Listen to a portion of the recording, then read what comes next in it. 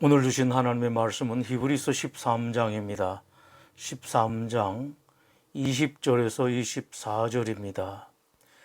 양들의 큰 목자이신 우리 주 예수를 영원한 언약의 피로 죽은 자 가운데서 이끌어내신 평강의 하나님이 모든 선한 일에 너희를 온전하게 하사 자기 뜻을 행하게 하시고 그 앞에 즐거운 것을 예수 그리스도로 말미암아 우리 가운데서 이루시기를 원하노라. 영광이 그에게 세세 무궁토록 있을지어다. 아멘.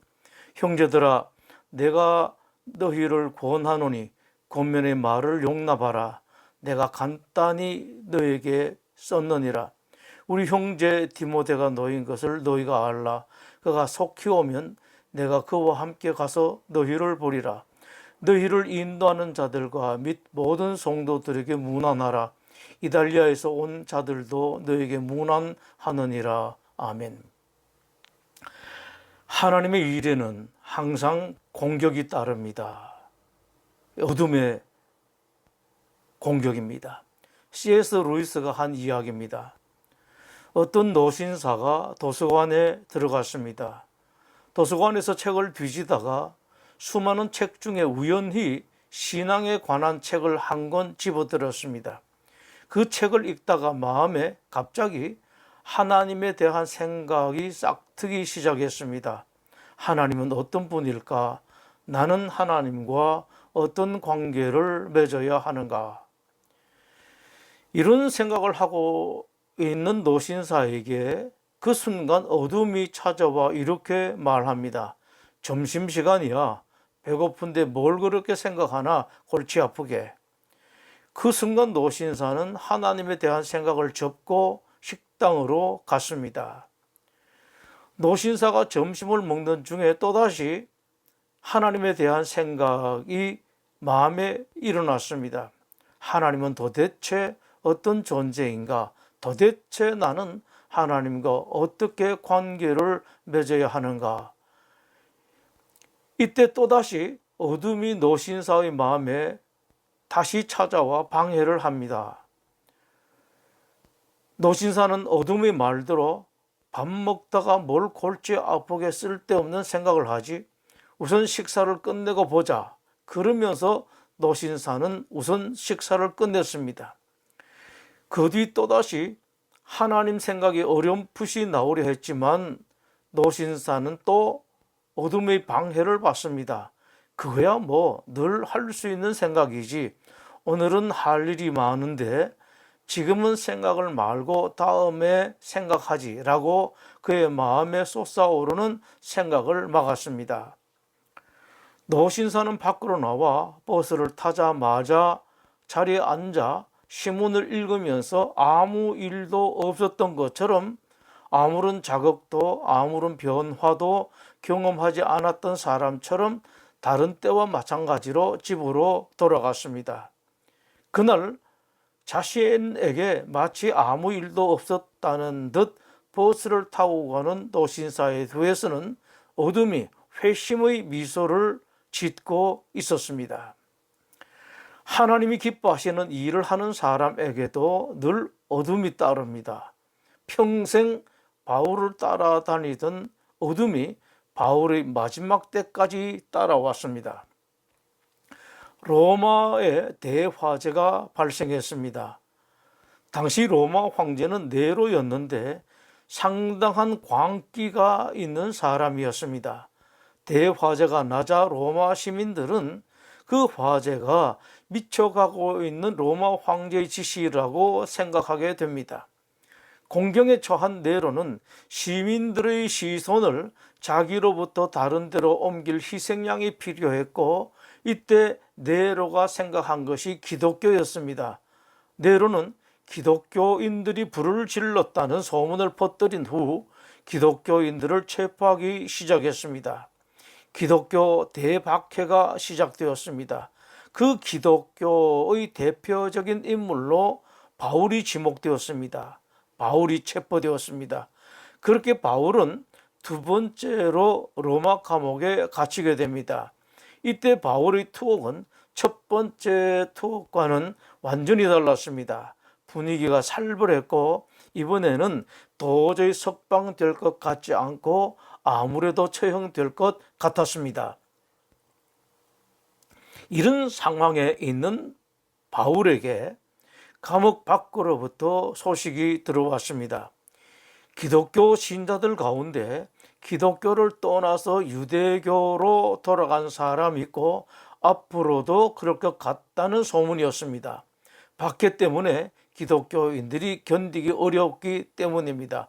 다시 유대교로 돌아가려고 하는 사람들이 많이 늘어났습니다.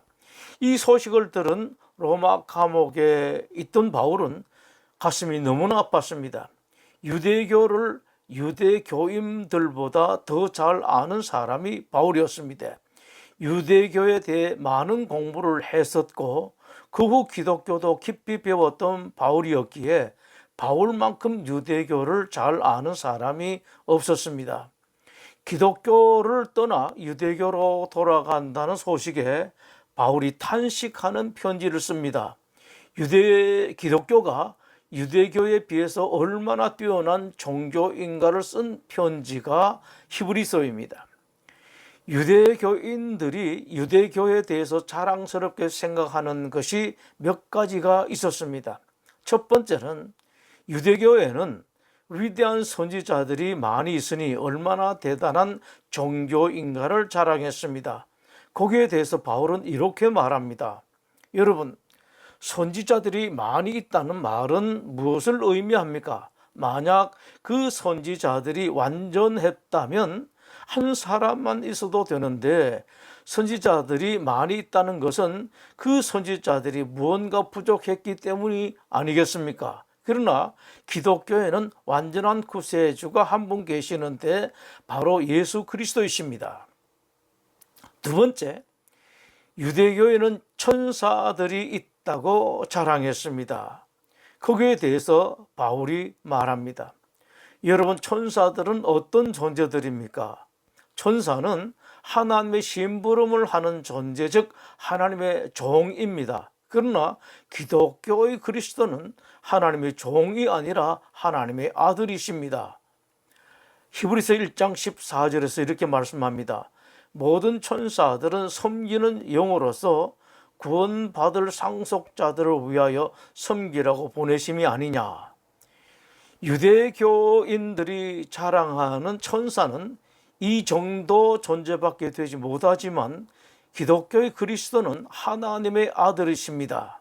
따라서 유대교의 천사는 기독교의 예수 그리스도와는 비교가 되지 않습니다. 라는 말입니다. 세 번째, 유대교인들은 우리 유대교에는 위대한 이스라엘의 지도자 모세가 있다는 것을 자랑했습니다. 여기에 대해서 바울은 말합니다. 모세는 하나님의 집에서 일을 하는 집사입니다. 이것은 유대인들도 다 인정하는 일입니다. 그러나 기독교의 예수 그리스도는 하나님의 집 주인의 아들이요 곧 주인입니다.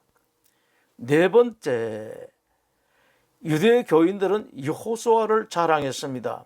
여호수아는 이스라엘 민족을 젖과 꿀이 흐르는 땅, 복락의 땅 가나안으로 인도한 이스라엘의 대장군이기 때문입니다. 거기에 대해서 바울은 말합니다. 여호수아가 대단한 존재이긴 합니다만 여호수아가 인도한 가나안에 완전한 안식, 영원한 안식이 있었습니까? 가나안에서 끊임없이 전쟁이 있지 않았습니까? 가나안에서 이스라엘 백성들은 잠깐의 부분적인 안식만 얻었을 뿐 완전한 안식은 얻지 못했습니다. 그러나 기독교의 그리스도가 주는 안식은 영원한 안식이고 완전한 안식입니다. 라고 바울은 말합니다. 다섯 번째, 유대교는 대제사장을 자랑했습니다. 여기에 대해서도 바울은 말합니다. 대제사장은 참으로 귀한 분입니다. 그러나 그렇게 귀한 대제사장도 예수 그리스도라는 대제사장과는 감히 비교할 바가 못 된다고 하면서 그 이유를 이렇게 설명합니다. 유대교 대제사장은 모세 시대에 처음으로 생겼습니다. 모세의 형인 아론이 첫 번째 대제사장으로 유대교의 대제사장은 아론을 시조로 합니다. 그러나 기독교의 그리스도는 그 아론보다 600년 전인 아브라함 시대의 멜기세덱을 시조로 하는 대제사장인데, 그보다 몇백 년 뒤에 나온 아론의 후예들인 대제사장이 멜기세덱의 후예인 그리스도와 비견이 되겠느냐라고 말합니다. 또 다른 이유를 바울을 말합니다. 유대교의 대제사장은 제사 드리기 전에 자기의 죄부터 먼저 씻어야 했습니다. 그것은 유대교인들도 다 아는 일입니다. 성전에 들어가서 손을 씻어 자기를 위해서 먼저 깨끗하게 하고 난 뒤 백성들의 죄를 하나님 앞에 내어놓았습니다. 그러나 기독교의 그리스도는 단 한 번 십자가에 자기를 제물로 내어놓으신 후 더 이상 제물을 바치지 않아도 된다고 바울은 설명합니다. 유대교는 제사를 지낼 때마다 양의 피든지 염소의 피든지 비둘기 피든지 바쳐야 하지만, 기독교는 한 번 그리스도가 십자가를 지셨기 때문에 기독교인들은 하나님께 나아갈 때 더 이상 피의 제사를 드리지 않아도 된다. 그런 유대교의 대제사장과 이런 기독교의 대제사장 그리스도는 차원이 다르다고 합니다. 바울은 이처럼 여러 가지로 유대교와 기독교를 비교하면서 유대교뿐만 아니라 어떤 다른 종교도 감히 기독교와는 비교가 될 수 없다는 것을 말씀하면서, 이런 기독교를 두고 다른 종교로 간다는 것이 얼마나 바보 같은 일이며 여기저기 다른 종교에 기웃거리고 다니는 것이 얼마나 부끄러운 일인가 한탄합니다. 바울은 이렇게 말합니다. 때가 오래되었으므로 우리가 할 말이 많으나 너희가 듣는 것이 둔함으로 설명하기 어려우니라. 때가 오래되었으므로 너희가 마땅히 선생이 되었을 터인데, 너희가 다시 하나님의 말씀의 초보에 대하여 누구에게서 가르침을 받아야 할 처지이니 단단한 음식은 못 먹고 젖이나 먹어야 할 자가 되었도다. 히브리서 5장 12절에서 바울이 한 말입니다. 이는 젖을 먹는 자마다 어린아이니 이의 말씀을 경험하지 못한 자요, 단단한 음식은 장성한 자의 것이니 그들은 지각을 사용함으로 연단을 받아 선악을 분별하는 자들이니라. 13절 14절의 말씀입니다. 이런 말입니다. 부디 어린아이처럼 젖 먹는 데서 벗어나서 단단한 음식을 먹는 장성한 자가 되라. 기독교를 제대로 알고 믿으라는 말입니다. 이 편지를 쓸 당시 바울은 많이 쇠약했습니다.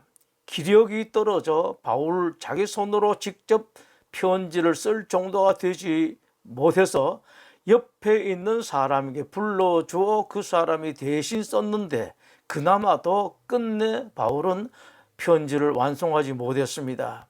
그러나 불행 중 다행히도 바울이 로마 감옥에 갇혀 있을 때 그 곁에 한 사람이 있었습니다.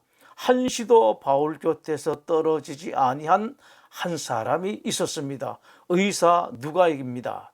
누가가 바울 옆에 있었습니다. 디모데후서 마지막 즈음에 바울이 말합니다. 디모데후서 4장 10절 11절 말씀입니다. 나의 떠날 시각이 가까웠도다. 데마는 이 세상을 사랑하여 나를 버리고 데살로니가로 갔고, 그레스게는 갈라디아로, 디도는 달마디아로 갔고 누가만 나와 함께 있느니라. 다른 사람들은 이런저런 사유로 바울을 떠났습니다만 누가는 떠나지 않았습니다. 누가는 생각했습니다. 몸도 시원찮은 어르신이 병으로 고생하시는데 의사인 나는 어떤 일이 있어도 그 어른 옆에 있어야 한다. 하나님께서 이런 일을 하라고 나를 의사로 만든 것이다. 바울의 말을 다시 생각합니다. 누가만 나와 함께 있느니라. 누구든 바울과 같은 사람 곁에 있으면 힘듭니다. 고생만 하고 죽을 위험이 순간순간 찾아옵니다. 그러나 누가는 어떤 일이 있든 한 번도 떠나지 아니하고 바울과 함께 있었습니다. 정말로 아름답고 귀한 누가였습니다만, 그러나 누가가 이렇게 귀한 사람인 것을 아는 사람이 많지 않습니다. 그것에는 까닭이 있습니다. 바울과 관련된 일을 거의 다 누가가 기록했기 때문입니다. 누가는 자기가 쓰는 기록에 자기 이름을 쓸 수가 없었던 것입니다.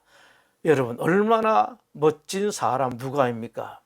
틈만 나면 내 자랑하고 싶고 내 이름 내고 싶고 내 얼굴 드러내고 싶어하는 세상에 누가는 그렇게 수고하면서도 자기 이름을 단 한 번도 말하지 않았습니다. 누가는 의사입니다. 예나 지금이나 의사는 할 일이 많고 생활도 대체로 넉넉합니다. 돈 벌 기회도 다른 갈 곳도 많은 사람인 누가였지만 누가는 그냥 바울 옆에 있었습니다. 하나님께서 이 일을 하라고 오늘의 나로 만들어 주셨다고 생각했기 때문입니다. 참으로 아름다운 이름 누가였습니다. 바울에게 이렇게 사랑스러운 누가 이외에 바울을 참으로 사랑하고 또 바울이 사랑하는 사람이 더 있습니다. 디모데입니다. 바울이 처형되기 바로 전 마지막으로 바울은 디모데가 몹시 보고 싶었습니다. 그럼에도 바울은 망설였습니다. 자기가 중죄인이었기 때문입니다. 바울에게 역적일을 했다고 죄를 뒤집어 씌우고 있는 상황이라 디모데가 왔다가 자칫 어려운 일을 당할 수도 있었기 때문에 바울이 갈등을 한 것입니다. 그러나 시간이 지나면서 디모데를 보고 싶은 마음을 끝내 억제하지 못합니다. 얼마나 사랑했으면 그랬을까요? 그래서 바울이 편지를 씁니다. 너는 어서 속히 내게로 오라. 당시 에베소에서 목회를 하고 있던 디모데는 바울의 그 편지를 받자마자 만사를 제쳐두고 로마로 달려갔습니다. 바울을 만났습니다. 얼마나 반가웠겠습니까? 그러나 그 감격도 잠시뿐이었습니다. 바울의 재판 중에 사고가 생겼기 때문입니다. 디모데가 바울의 재판에 참석했습니다. 그 재판에서 로마 당국은 로마 대화제의 의혹의 시선을 네로로부터 다른 곳으로 돌리기 위해서 기독교 수장격인 바울에게 온갖 죄목을 갖다 붙였습니다. 디모데는 이를 잘 처리하지 못할 정도로 원래부터 아주 온순한 사람이었습니다. 그런 디모데가 바울이 억울한 재판을 받는 것을 참지 못하고 소리질렀습니다. 그런 억울한 죄명을 덮어 씌우는 법이 어디 있습니까? 그러다가 디모데도 체포되어서 감옥에 갇혔습니다. 그렇게 순진하고 온유하기만 하던 디모데가 법정에서 고함 지르고 반박하다가 감옥에 갇히게 된 것입니다. 이런 디모데, 그리고 거의 모든 노력에도 불구하고 바울에게 사형이 선고되고 바울은 로마 대로에서 참수되었습니다. 그 일에 누가는 정신을 잃어버렸습니다. 그러다가 누가가 정신을 차립니다. 하나님께서 자기를 지키시고 살려주신 곳에는 하나님의 특별한 뜻이 있는 것이라는 생각을 하게 됩니다. 누가는 바울이 쓰다만 편지를 가지고 디모데가 목회를 하고 있던 에베소에 가서 바울이 편지를 완성했습니다. 그러나 편지의 상당한 부분을 자기가 첨가했기 때문에 누가는 바울을 발신자로 쓸 수가 없었습니다. 그렇게 슬픔에 잠겨있던 누가의 마음을 밝게 하는 일이 있었습니다. 로마 감옥에 갇혔던 디모데가 감옥에서 풀려났다는 소식이었습니다. 이탈리아에서 온 몇 사람이 누가에게 소식을 전해왔습니다. 누가 선생님, 디모데님이 감옥에서 풀려났습니다. 감옥에서 너무 고생을 하셔서 이번에 같이 오시지는 못했습니다만 지금 회복 중에 있습니다. 23절의 말씀입니다. 우리 형제 디모데가 놓인 것을 너희가 알라. 이 소식을 들은 누가는 너무도 마음이 좋았습니다. 우리 형제 디모데가 놓인 것을 너희가 알라. 이 말은 한국말을 보아도 영어를 보아도 원어를 보아도 디모데가 석방한 것에 대해서 누가의 기쁨이 얼마나 가득한가를 알 수 있습니다. 이 한 구절은 히브리서 전체를 밝혀줍니다. 여기서 우리는 또 하나의 사랑을 보게 됩니다. 바울과 제자들과의 사랑, 그리고 제자들 간의 사랑입니다. 바울과 누가 그리고 디모데는 혈육 간의 관계가 아무것도 없습니다. 모두 남남입니다. 그러나 사랑에 관한 한 그 어떤 아버지와 자식, 그 어떤 친형제보다 더 깊고 뜨거운 사랑이 있습니다. 얼마나 아름다운 사랑, 기독교의 역사에 빛나는 사랑인지 모릅니다. 이 모습이 본래의 기독교의 모습입니다. 참된 기독교에는 이런 사랑이 있습니다. 바울이 안과 밖, 즉 밖의 유대 교인들로부터 또 같은 기독교 내부인들로부터의 박해와 공격에도 불구하고 기독교의 아름다운 모습을 이어줄 수 있었던 것은 누가와 디모데와 같은 참된 믿음의 가족들이 있었기 때문이며, 어떤 의미에선 누가와 디모데와 같은 믿음의 가족들이 바울보다 더 위대한 기독교인일지도 모릅니다. 바울은 그렇게 갔습니다만 그 대신 누가와 디모데 그리고 또 다른 아름다운 그리스도의 사람들을 뒤에 남겼습니다. 여러분, 이런 기독교 신자가 되고 싶지 않습니까? 교우들끼리 서로 사랑하고 목회자와 교인들이 서로 사랑하고 진정으로 아끼고 위하는 사랑을 하고 싶지 않습니까? 믿음의 가족들이 함께 위대한 하나님의 역사를 이루고 싶지 않습니까? 어떻게 하면 이것이 가능할까요? 물론 노력해야죠. 그러나 그것만으로 되는 것이 아닙니다.